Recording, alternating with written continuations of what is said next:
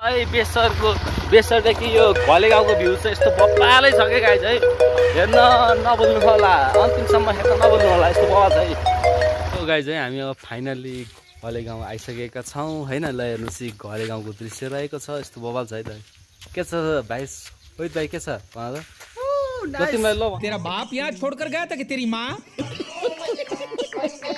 ल भन ल, घले गाउँ आएर तिमीलाई कस्तो अनुभव भइरहेको छ? ल आफै सुनाउ त ल। त्यो हिरो देखा त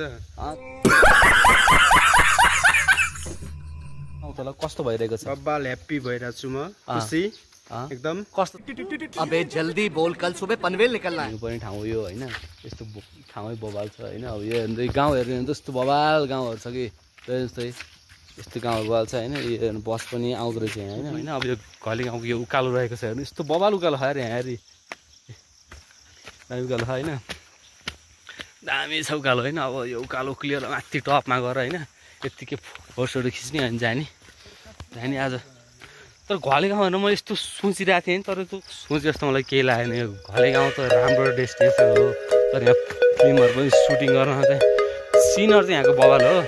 हेर्नु त हुसु हेर्नु सब हुसु है गाइज, हेर्नु चाहिँ हुसु बबाल छ यहाँ चाहिँ। हमारे में तेरे बाप को मत सिखा। यस्तै हो उकालो, यस्तो उकालो छ कि लास्ट उकालो चाहिँ उकालो छ धेरै है।